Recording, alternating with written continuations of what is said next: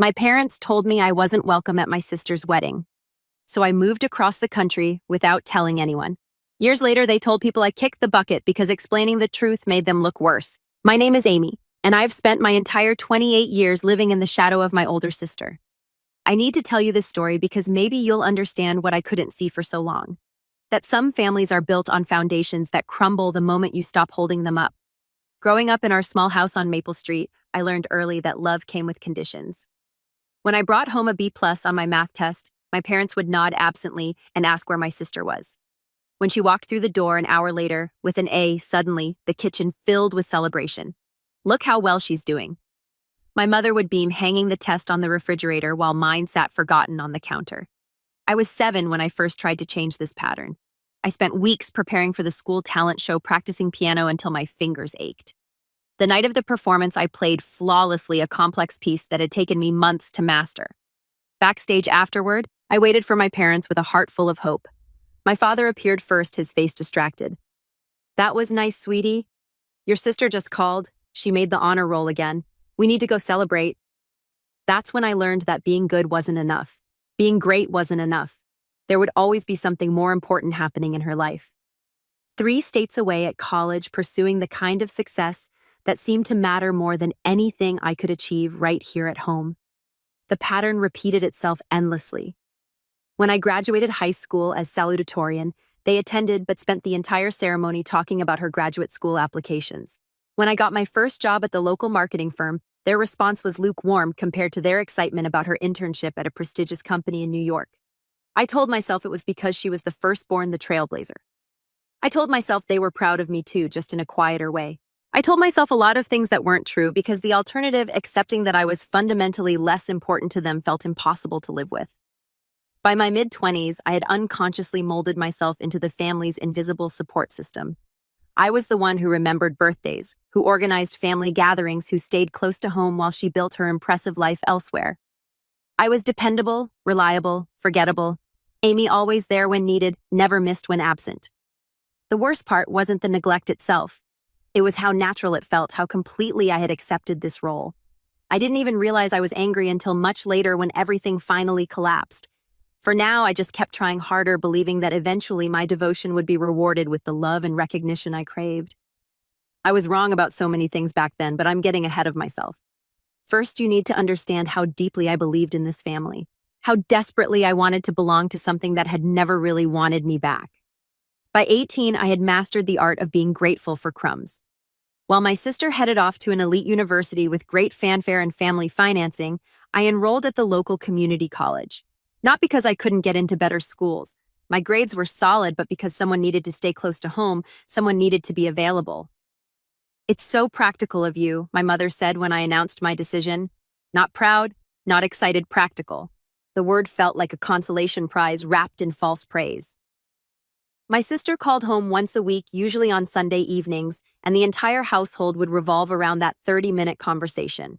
My parents would gather around the speakerphone in the kitchen, hanging on every word about her classes, her professors, her social life.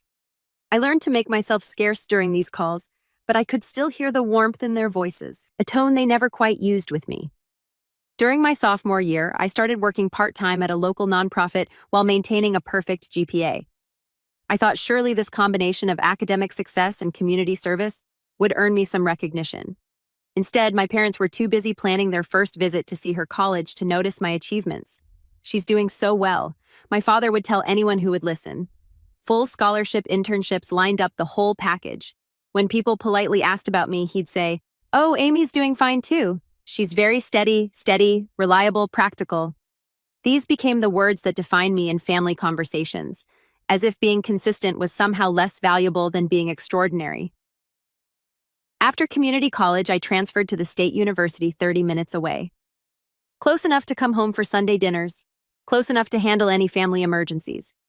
My sister was launching her career in New York by then, landing at a consulting firm that paid her more in her first year than my father made in 2. I found myself constantly making excuses for staying local. I love this area. I'd say not everyone needs to live in a big city to be happy. But the truth was, I was terrified of leaving. What if something happened and they needed me? What if in my absence I became even more invisible than I already felt? The comparisons never stopped. At family gatherings, relatives would ask about both of us, but the conversation always shifted quickly to her accomplishments. "And what about you, Amy?"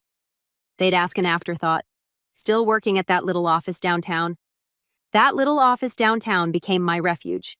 I threw myself into work, earning promotions and taking on responsibilities beyond my job description. My boss appreciated my dedication. My coworkers relied on my follow-through, and clients requested me specifically. For 40 hours a week, I existed in a space where my contributions mattered. But evenings and weekends pulled me back into my family role. I became the default organizer of holiday celebrations, the one who remembered to send cards, the one who checked on our aging grandparents. These tasks felt important and necessary, but they were never acknowledged as contributions. They were simply expected from steady, reliable, practical Amy. When I turned 25, I made a resolution to become more assertive, to speak up about my achievements, and demand equal attention.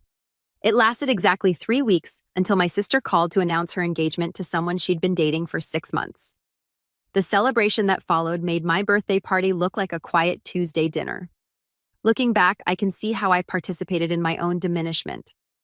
I accepted the supporting role so completely that challenging it felt selfish, almost aggressive. Everything changed when my mother fainted at the grocery store. I was 26, then comfortable in my routine of work-family obligations, and the quiet hope that someday things would be different. The call came while I was finishing a presentation for a major client. My father's voice was shaky, uncertain in a way I'd never heard before. "The doctor wants to run some tests," he said. "Can you meet us at the hospital?" I dropped everything and drove there immediately, my mind racing through possibilities. When I arrived, I found my father pacing the waiting room, his usual confidence replaced by anxiety that made him look older than his 62 years. The test revealed early-stage diabetes and high blood pressure, manageable conditions, but ones that required significant lifestyle changes. My mother, who had always been the family's emotional center, despite her favoritism, suddenly seemed fragile and overwhelmed by the new reality of medication schedules and dietary restrictions. "We should call your sister," she said from her hospital bed. "She'll know what questions to ask the doctors." I had been there for 6 hours taking notes, researching treatment options on my phone and coordinating with her physicians. But of course we needed to call the daughter who lived 800 meters away and hadn't been home in 4 months. The phone consultation lasted an hour. My sister, equipped with her business school training and commanding presence, peppered the doctors with questions I had already asked. She demanded second opinions, researched specialists, and created action plans with the efficiency of someone managing a corporate project. My parents were visibly relieved to have her taking charge even from a distance. "Thank goodness we have someone who knows how to handle these situations," my father said after the call ended. I sat in the corner holding the folder of information I had compiled, feeling like a secretary whose boss had just arrived to take over. From that point forward, I became the family's informal caregiver. I drove my mother to appointments, picked up prescriptions, and learned to cook the low-sodium, diabetic-friendly meals her condition required. I researched insurance coverage, found specialists within our network, and created a medication tracking system. My sister called twice a week to check in and offer advice from afar. During these calls, my parents would update her on test results and treatment progress, as if I hadn't been the one managing every aspect of the situation. She would make suggestions for adjustments to the care plan, most of which I had already researched and discussed with the doctors. The irony wasn't lost on me. I was doing the work, but she was getting the credit for being the responsible, caring daughter who stayed involved despite her busy career and geographic distance. My own career began to suffer as I took time off for medical appointments and family emergencies. I turned down a promotion that would have required occasional travel, knowing that my parents needed someone nearby they could depend on. When my boss asked about it, I made the usual excuses about preferring stability and work-life balance. Meanwhile, my sister's career continued to flourish. She received another promotion and moved to an even more expensive apartment in Manhattan. During her brief holiday visits, she would breeze in with expensive gifts and dramatic stories about her high-powered job, captivating my parents with her energy and success. I watched from the kitchen, usually preparing meals or cleaning up as they hung on every word about her life. The contrast was stark. She was living an exciting, important life worthy of attention and admiration, while I was simply maintaining the daily operations that kept our family functioning. The sacrifice felt noble at the time. I told myself I was being mature, responsible, putting family before personal ambition. But slowly resentment began to build in places I didn't want to acknowledge. Not toward my mother's illness, that wasn't anyone's fault, but toward the assumption that my time, my career, my life were naturally less important than hers. The call came on a rainy Tuesday in March. I was reviewing quarterly reports when my phone buzzed with her number. Unusual since she typically called on weekends. Her voice was breathless with excitement, barely containing the news she was bursting to share. "I'm getting married," she announced, before I could even say hello properly. "He proposed last night at this amazing restaurant overlooking Central Park. The ring is absolutely stunning. 2 carats, princess cut, absolutely perfect." I felt that familiar mix of genuine happiness for her success and the hollow ache of being once again relegated to an audience for her triumphs. Congratulations. I managed and meant it. She deserved happiness, even if watching her receive it reminded me of everything I lacked. "I'm calling Mom and Dad next, but I wanted to tell you first," she said, which was probably a lie, but a kind one. "We're thinking a fall wedding, maybe October. Something elegant, but not too big."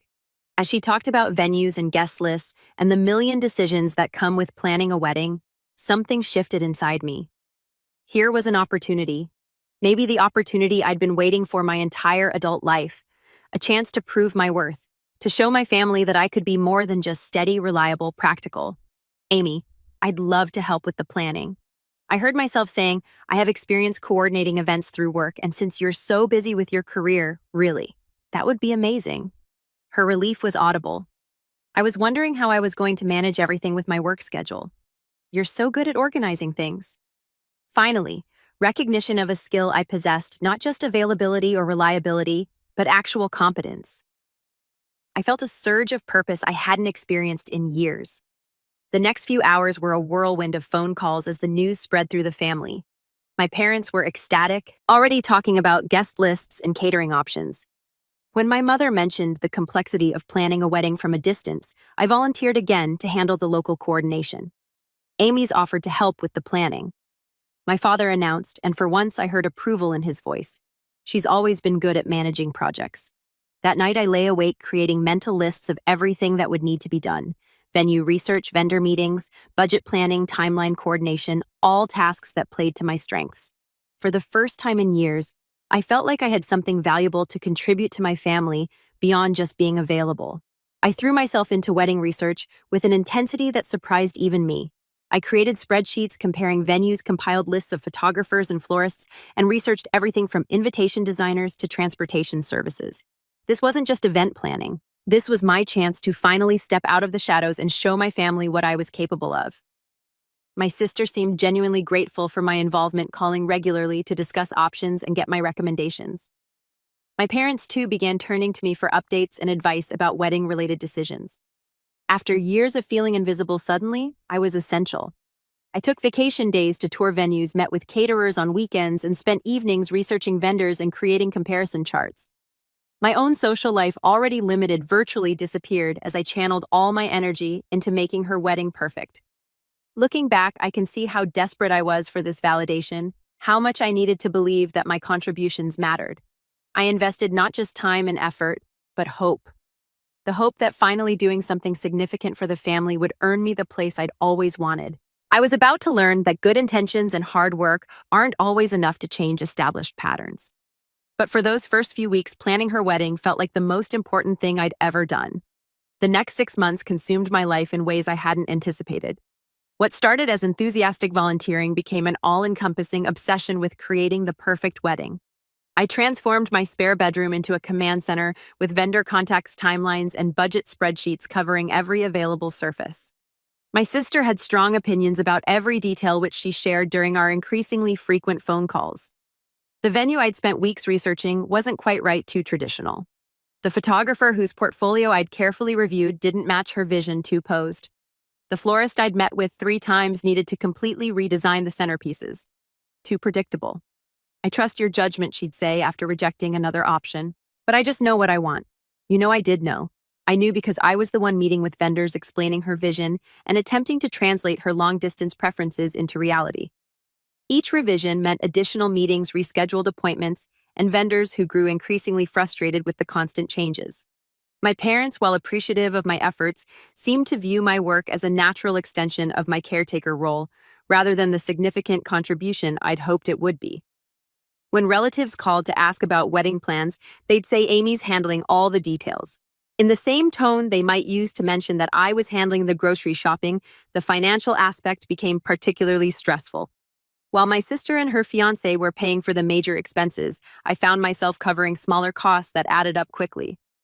Parking fees for vendor meetings, gas for venue visits, rushed alterations to samples that needed to be shipped overnight. My credit card balance grew steadily, but I told myself it was an investment in family harmony. The criticism became more frequent as the wedding date approached. The invitation wording I'd coordinated wasn't quite what she'd envisioned. The menu tasting I'd arranged included options that didn't reflect her dietary preferences correctly. The timeline I developed with the venue coordinator was too rushed in some areas, too slow in others. I know you're doing your best, my mother said after a particularly tense family call. But your sister has very specific standards. This day needs to be perfect for her. Perfect. The word that had haunted my entire relationship with my family. She deserved perfect because she was the successful one. The important one, the one whose happiness mattered most. My job was to deliver perfect, not to be appreciated for the effort required to achieve it. I began working evenings and weekends exclusively on wedding tasks. My own friends stopped inviting me to social gatherings because I was always busy with vendor meetings or family obligations. My boss expressed concern about my increasing distraction during work hours as wedding-related calls and emails interrupted my professional responsibilities. 3 weeks before the wedding disaster struck, the original cake designer had to cancel due to a family emergency, leaving us scrambling to find a replacement.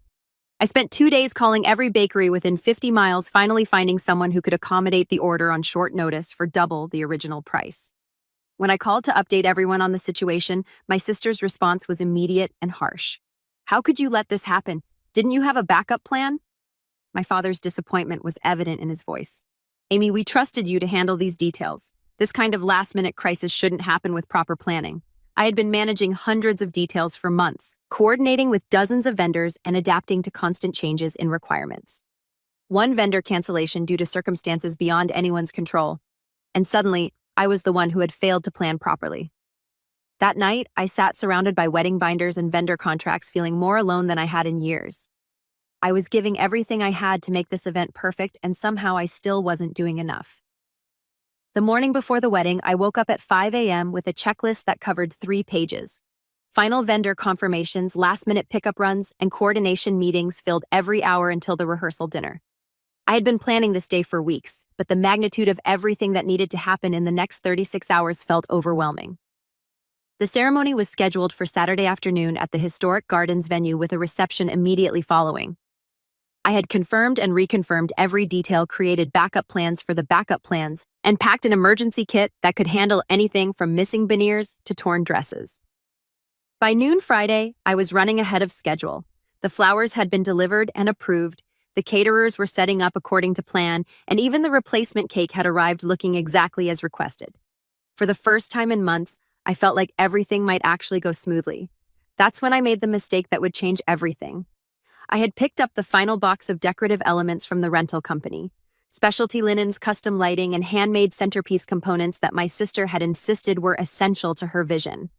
The box was heavier than expected, and I was juggling it along with my purse phone and the ever-present wedding binder. As I headed to my car, my phone rang just as I was loading everything into the trunk. It was the venue coordinator with a question about the timeline for the reception. The conversation lasted maybe 5 minutes, but it was 5 minutes of distraction while I stood next to my open car discussing logistics and making notes. After hanging up, I drove straight to the venue to handle the final setup details.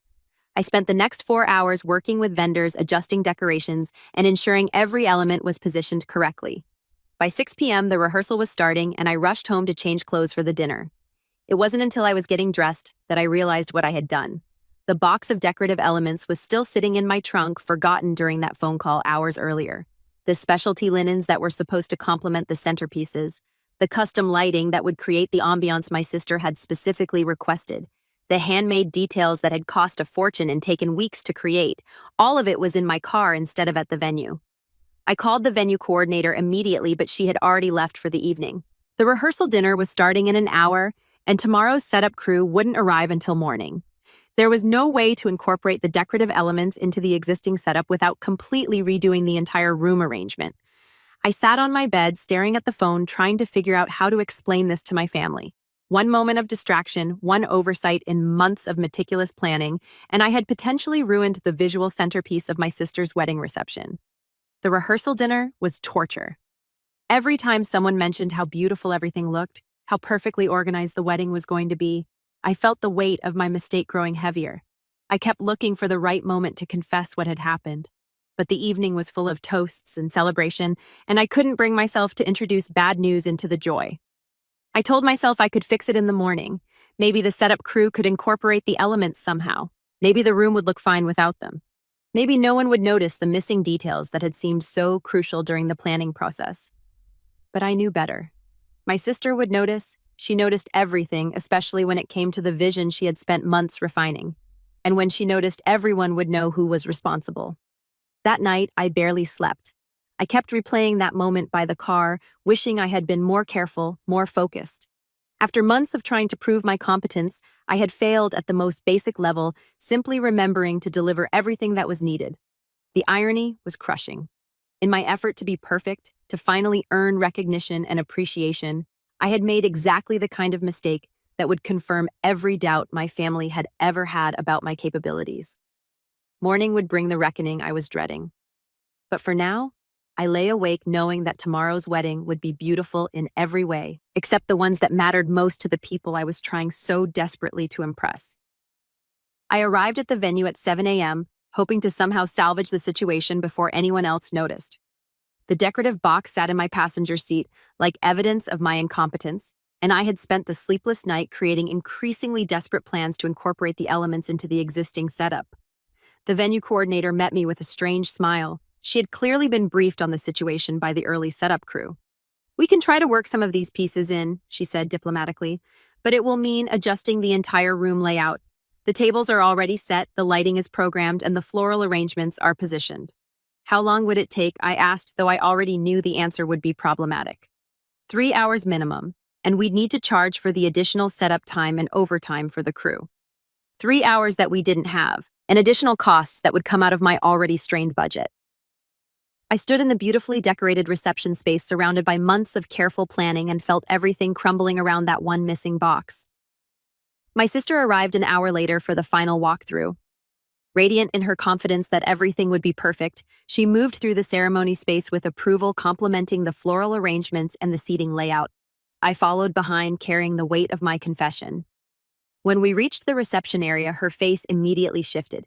"Where are the specialty linens?" she asked, scanning the tables and the custom lighting elements. I took a breath and explained what had happened. Her expression grew colder, with each word transforming from confusion to disbelief to fury. "You forgot them. After all the time we spent planning these details, you just forgot them." My parents, who had been admiring the ceremony setup, hurried over when they heard the tension in her voice.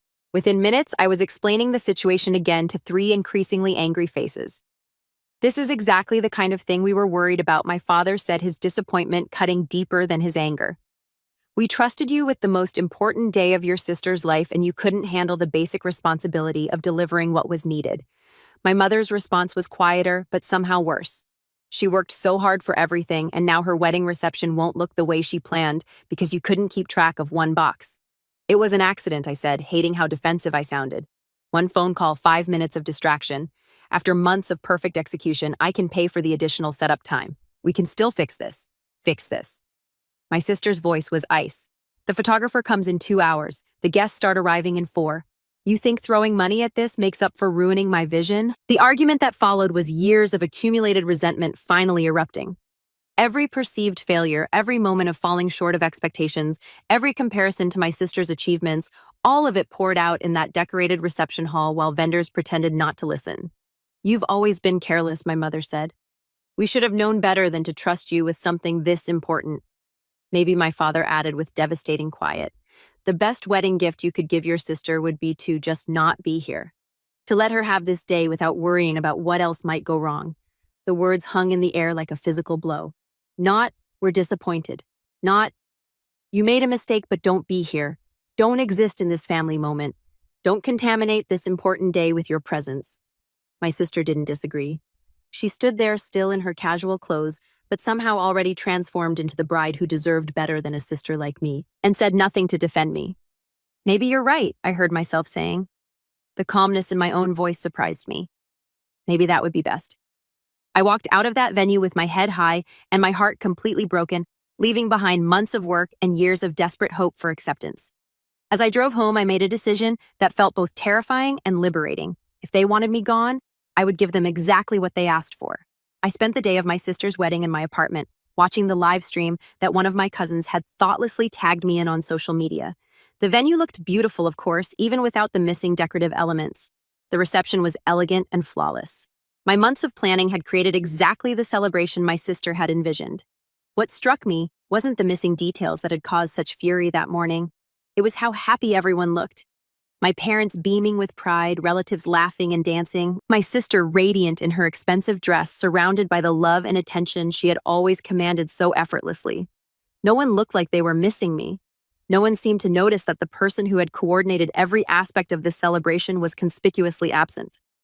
The family continued to function to celebrate to be complete without me. That realization should have been devastating, but instead it felt clarifying. For 28 years, I had believed I was essential to this family's happiness, that my efforts and sacrifices were keeping us connected. Watching them celebrate so joyfully without me proved what I had never wanted to accept. I was optional. But if I was optional to them, maybe they could be optional to me too. The idea came slowly building throughout that long day of watching other people celebrate my work while I sat alone in my apartment. What if I took my father's cruel suggestion seriously? What if the best gift I could give this family was my absence? Not just for one day, but permanently. I started researching that very evening, still in my pajamas, still surrounded by wedding planning materials that no longer had any purpose.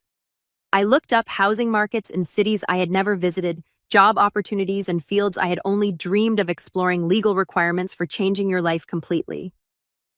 The internet is full of resources for people who want to disappear.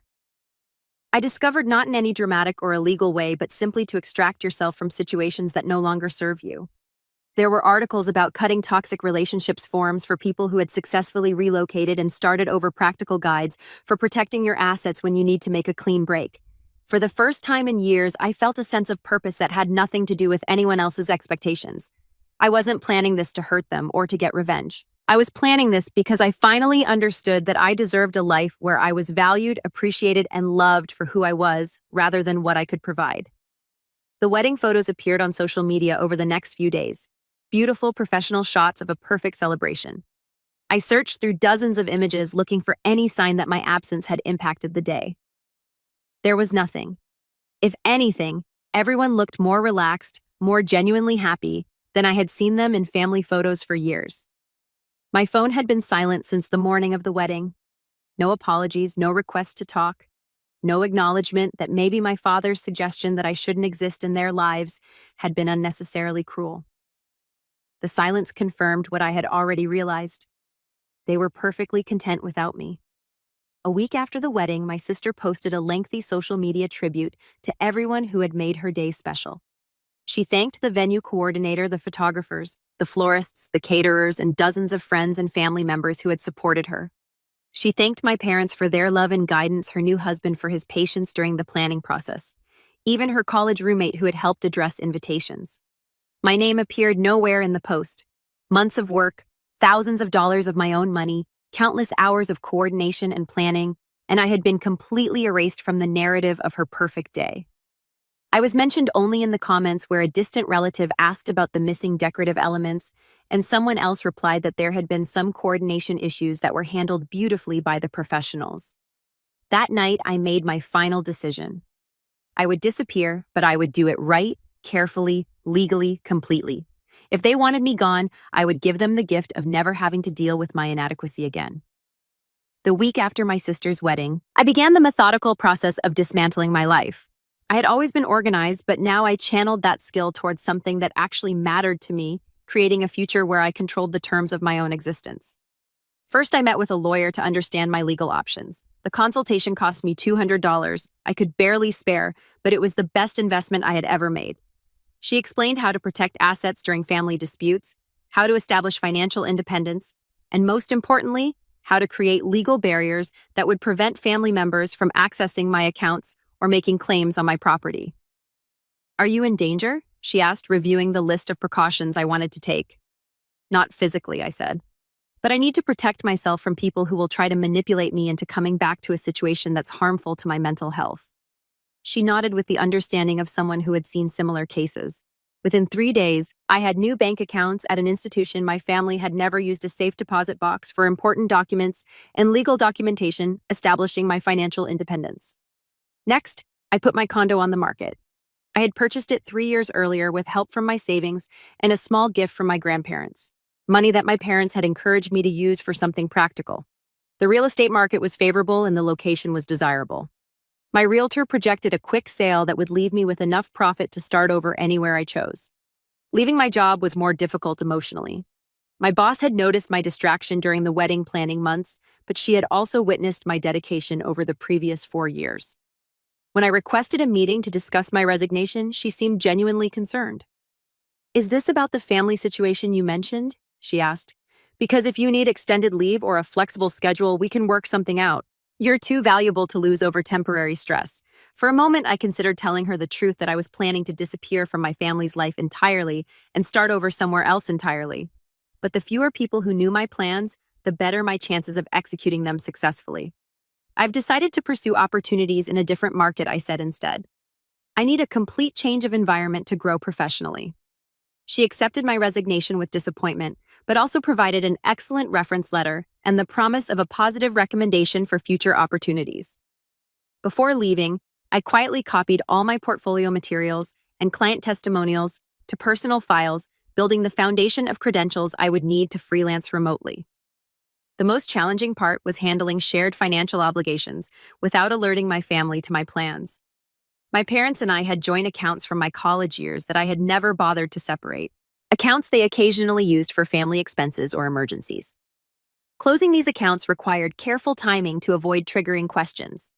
I waited until my father was traveling for work and my mother was focused on post-wedding thank you notes. Then I withdrew my contributions to the shared accounts, leaving only their original deposits, and closed my access to the joint credit cards. I transferred the funds to my new private accounts and documented everything in case there were questions later about financial propriety. My sister's honeymoon provided the perfect cover for the final phase of preparation. With her out of the country and my parents busy with their normal routines, I had 2 weeks to complete the most visible changes without immediate detection. I sold my furniture to an estate sale company, keeping only what would fit in my car and a small storage unit. I canceled utilities, transferred my mail to a postal forwarding service, and notified my landlord that I would be vacating early, forfeiting my security deposit to avoid the standard notice requirements. The hardest part was dealing with personal belongings that connected me to family memories, photo albums, gifts from relatives, mementos from family vacations, items that had no monetary value but represented decades of shared experiences. I spent an entire evening going through boxes of keepsakes, deciding what to keep, what to donate, and what to simply throw away. In the end, I kept very little. A few photographs of my grandparents, some books that had shaped my thinking, and a small jewelry box that had belonged to my grandmother before she died. Everything else felt contaminated by the recent betrayal, transformed from treasured memories into reminders of relationships that had never been what I thought they were. By the time my sister returned from her honeymoon, I had created a completely new life infrastructure. New bank accounts, new job prospects, new housing arrangements, even a new phone number that would make it difficult for them to contact me impulsively. The condo sold faster than expected, closing just 10 days after the honeymoon ended. I used the proceeds to pay off my remaining debts, reimburse myself for wedding expenses, and create an emergency fund that would support me for months in a new city.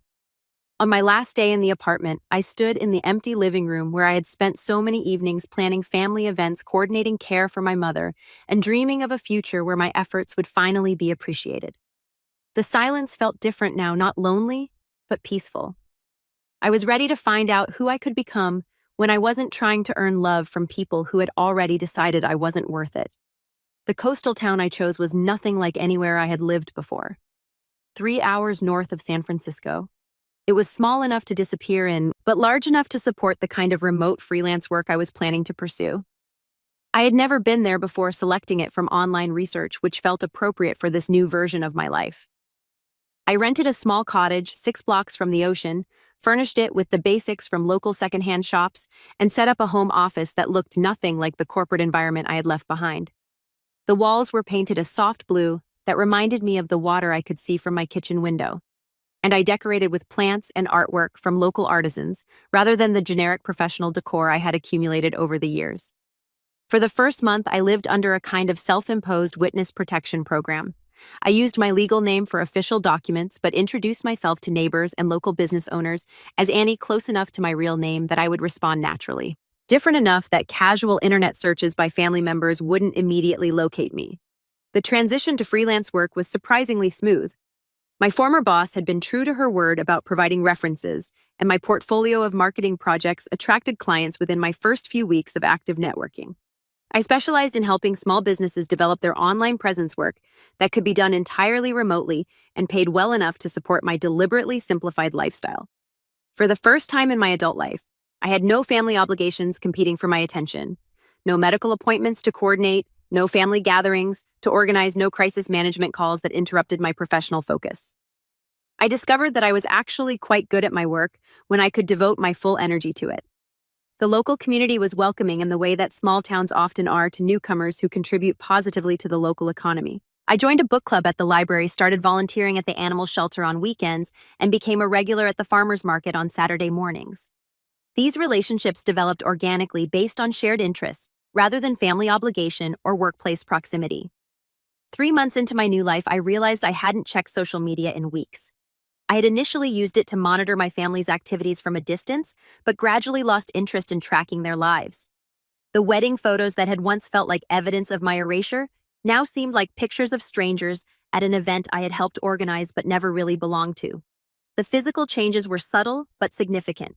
I slept better, woke up more easily, and found myself smiling spontaneously during routine activities like grocery shopping or walking on the beach. Food tasted better when I wasn't eating it while stressed about family dynamics. Colors seemed brighter when I wasn't viewing everything through the lens of anxiety about disappointing someone. I started taking photographs again, something I had enjoyed in college but abandoned when family responsibilities consumed my free time. The coastal landscape provided endless subjects, and I began building a portfolio of nature photography that attracted interest from local galleries and tourism businesses. 6 months after leaving, I received an email from my former employer asking if I would consider taking on a major project as a consultant. The work would pay 3 times what I had earned as a full-time employee, and I could complete it entirely from my home office. I accepted the project and completed it ahead of schedule, earning both a substantial payment and a reputation that led to additional high V-value consulting opportunities. By the 1-year anniversary of my departure, I owned my cottage outright, had built a successful freelance business, and maintained a savings account larger than any I had achieved while supporting family obligations. More importantly, I had learned to make decisions based on what I wanted rather than what others expected from me.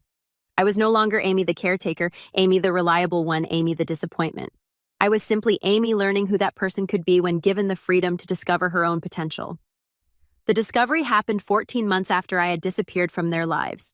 I learned about it the way I learned about most things related to my former family, through social media posts that friends of friends shared, creating ripples that eventually reached even my carefully constructed new existence. My cousin posted a frantic message on her timeline. "Has anyone heard from Amy?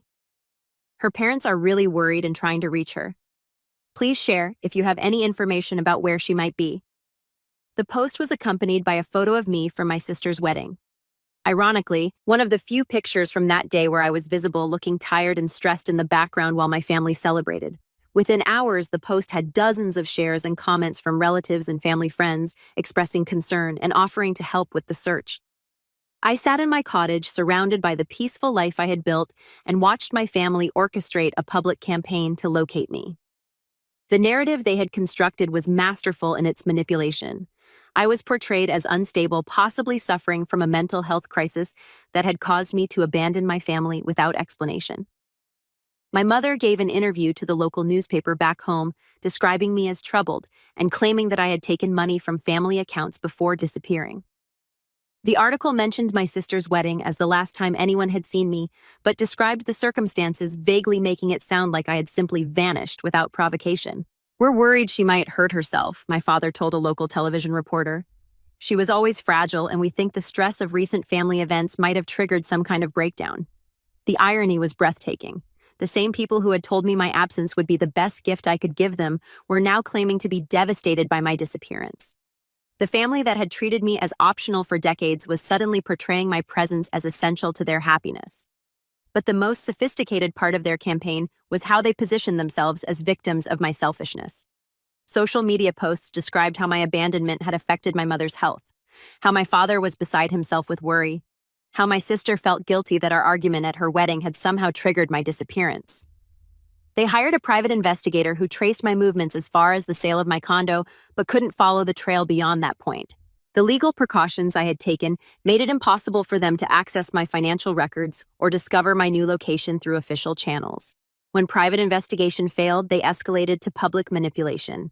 A Facebook page called Find Amy appeared complete with photos from family gatherings and childhood events that painted a picture of a beloved daughter who had mysteriously vanished. The page accumulated hundreds of followers, many of whom shared increasingly elaborate theories about what might have happened to me. My sister posted a tearful video message explaining how much she missed me and how sorry she was about our misunderstanding at her wedding. She never mentioned what the misunderstanding was about, making it sound like a minor disagreement rather than a fundamental rejection of my worth as a family member. "I just want my sister back," she said, looking directly into the camera with the kind of earnest vulnerability that had always made people want to help her. "Whatever happened between us, we can work it out. Family is more important than any argument." The comments on her video were heartbreaking to read, hundreds of people expressing sympathy for her loss, sharing their own stories of family conflicts, offering prayers and support for her efforts to reconnect with me. They had successfully transformed the narrative from family rejects daughter to daughter, abandons loving family. 3 months into their campaign, they claimed to have received information suggesting I might be in danger. This prompted them to file a missing person report, despite the fact that I was an adult who had left voluntarily and committed no crimes. The police investigation was cursory. They quickly determined that I had left of my own accord and was not in any legal trouble, but it provided my family with additional legitimacy for their public search efforts. The most manipulative tactic came near the end. Claims of medical emergencies that required my immediate return.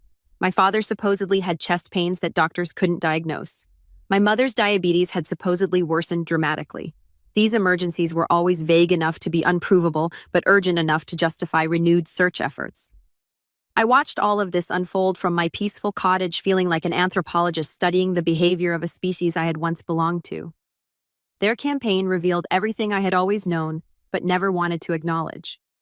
They were perfectly capable of caring about me when it served their purposes, but utterly incapable of examining their own behavior or taking responsibility for the pain they had caused.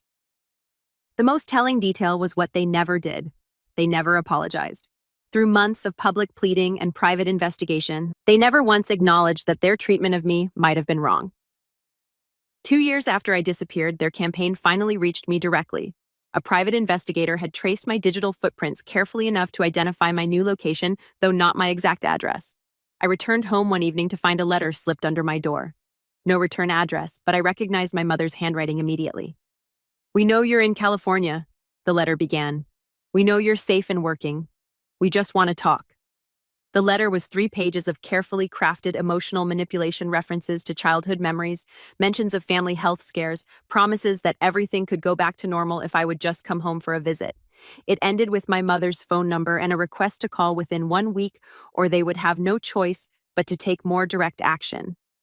I sat on my porch watching the sunset over the ocean and realized this moment had always been inevitable. They would never stop trying to pull me back into their orbit because my absence forced them to confront something they couldn't accept. That their treatment of me had been wrong enough to drive me away permanently. But I had spent 2 years building a life based on my own choices and values. I had learned what it felt like to be appreciated for my contributions, to form relationships based on mutual respect, to wake up each morning without dreading the next family crisis or obligation. The person who had desperately sought their approval no longer existed. I wrote my response, carefully editing it multiple times to remove any trace of anger or bitterness. I wanted them to understand my decision not to hurt them in return for the pain they had caused me. "I am safe, healthy, and happy," I wrote. "I have built a successful career and meaningful relationships in my new community. I left because being part of our family was detrimental to my mental health and self-worth, and nothing has changed to make me believe returning would be different." I detailed specific incidents, not just the wedding disaster, but years of comparisons, dismissals, and the fundamental message that my needs were less important than everyone else's comfort. I explained how their recent campaign to find me had only confirmed my decision by demonstrating that they still viewed me as property to be retrieved, rather than a person whose choices deserved respect. If you genuinely want what's best for me, I concluded, you will respect my decision to remain where I am. I wish you all well, but I will not be returning to a situation that required me to diminish myself in order to maintain family harmony. I sent the letter and changed my phone number the same day. I also contacted a local attorney to document the correspondence in case their more direct action involved any form of harassment or legal pressure. Their response was predictably manipulative. Social media posts claiming I had been brainwashed by unspecified influences, renewed efforts to portray themselves as victims of my cruelty, attempts to contact my clients and local businesses in my new town spreading concerns about my mental state and reliability. But these efforts backfired. The people who knew me in my new life had witnessed my competent stability and positive contributions to the community. When strangers called with vague warnings about my character, my friends and colleagues rallied to defend me. The local business network that had embraced me proved stronger than my family's distant manipulation attempts. After 6 months of unsuccessful pressure tactics, their campaign finally quieted. The social media posts became less frequent, then stopped entirely. The private investigator bills apparently became too expensive to justify. The reality settled in that I was not coming back no matter what strategies they employed. 3 years after my disappearance, I learned through mutual acquaintances that my parents had begun telling people I had died in an accident. It was easier for them to be victims of tragedy than to be held accountable for driving away their own daughter. My sister, now divorced and struggling with her own career setbacks, apparently encouraged this fiction because it was simpler than explaining our family dynamics to new friends. I felt surprisingly little sadness about being declared dead by the people who had given me life. It seemed like an appropriate metaphor. The Amy who had desperately sought their approval was indeed dead. In her place was a woman who had learned to value herself, who had built meaningful relationships based on mutual respect, who woke up each morning grateful for the life she had created rather than resentful about the life she had been assigned. I never married, but I never felt lonely. I built a successful consulting business that allowed me to travel and work with clients around the world. I maintained close friendships with people who appreciated my humor, intelligence, and loyalty.